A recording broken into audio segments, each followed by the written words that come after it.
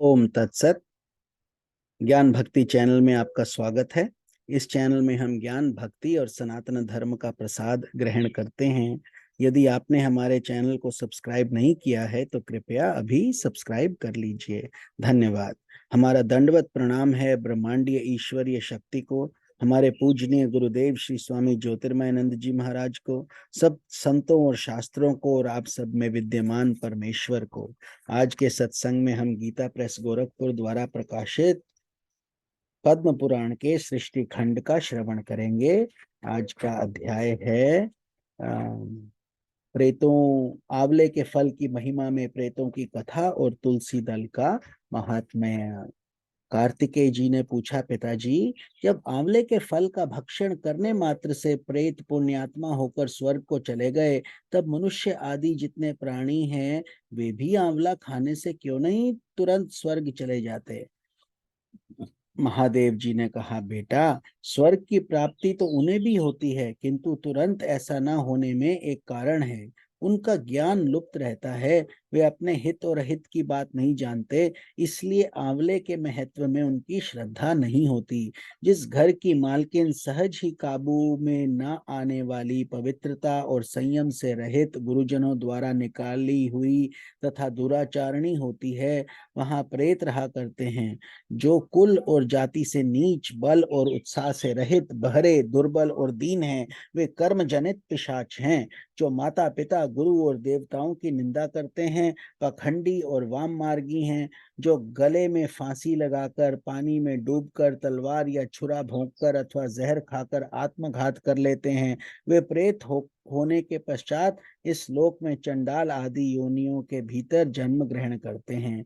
जो माता पिता आदि से द्रोह करते हैं, ध्यान और अध्ययन से दूर रहते हैं, व्रत और देव पूजा नहीं करते, मंत्र और स्नान से हीन रहकर गुरु पत्नी गमन में प्रवृत्त होते हैं, तथा जो दुर्गति में पड़ी हुई चंडाल आदि की स्त्रियों के समागम करते हैं, वे भी प्रेत हो जाते हैं। मलेच्छों के देश में जिनकी मृत्यु होती है, जो मलेच्छों के समान आचरण करते हैं और स्त्री के धन से जीविका चलाते हैं, जिनके द्वारा स्त्रियों की रक्षा नहीं होती, वह निसंदेह प्रेत ही होते हैं। जो शुदा से पीड़ित, थके मांदे, गुणवान और पुण्यात्मा अतिथि के रूप में घर पर आए हुए ब्राह्मण को लौटा देते हैं, उनका यथावत सत्कार नहीं करते।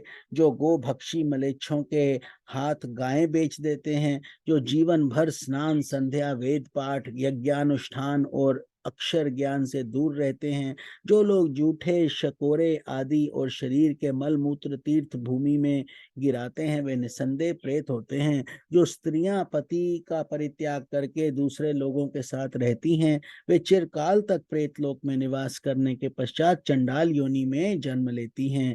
जो विषय और इंद्रियों से मोहित होकर पति को धोखा देकर स्वयं मिठाइयां उड़ाती हैं, वे पापचारिणी स्त्रियां चिरकाल तक इस पृथ्वी पर प्रेत हो जाती हैं। जो मनुष्य बल पूर्वक दूसरे की वस्तुएं लेकर उन्हें अपने अधिकार में कर लेते हैं और अतिथियों का अनादर करते हैं, वे प्रेत होकर नरक में पड़ते हैं। इसलिए जो आंवला खाकर उसके रस से स्नान करते हैं, वे सब पापों से मुक्त होकर विष्णु लोक में प्रतिष्ठित होते हैं। अतः सब प्रकार से प्रयत्न करके तुम आंवले के कल्याणमय फल का सेवन करो। जो इस पवित्र और मंगलमय उपाख्यान का प्रतिदिन श्रवण करता है, वे संपूर्ण पापों से शुद्ध होकर भगवान श्री विष्णु के लोक में सम्मानित होता है। जो सदा ही लोगों में, विशेषतः वैष्णवों में, आंवले के महत्व का श्रवण करता है या कराता है, वे भगवान श्री विष्णु के सायुज्य को प्राप्त होता है। ऐसी पौराणिकों का कथन है। श्री कार्तिकेय जी ने कहा, प्रभु, रुद्राक्ष और आंवला, इन दोनों फलों की पवित्रता को अब मैं जान गया हूँ। अब मैं ये सुनना चाहता हूँ कि कौन सा ऐसा वृक्ष है जिसका पत्ता और फूल भी मोक्ष प्रदान करने वाले हैं। महादेव जी बोले, बेटा, सब प्रकार के पत्तों और पुष्पों की उत्पत्ति की अपेक्षा तुलसी ही श्रेष्ठ मानी गई है। वे परम मंगलमयी, समस्त कामनाओं को पूर्ण करने वाली, शुद्ध, श्री विष्णु को अत्यंत प्रिय तथा वैष्णवी नाम धारण करने वाली है। ये संपूर्ण लोक में श्रेष्ठ, शुभ तथा भोग और मोक्ष प्रदान करने वाली है। भगवान श्री विष्णु ने पूर्व काल में संपूर्ण लोगों का हित करने के लिए तुलसी का वृक्ष रोपा था। तुलसी के पत्ते और पुष्प सब धर्मों में प्रतिष्ठित हैं। ओम नमो भगवते वासुदेवाय। तो इस प्रसंग को हम कल समाप्त करेंगे, कल के सत्संग में। आप सबको स्वामी निखिलानंद का प्यार भरा नमस्कार। हरि ओम तत्सत।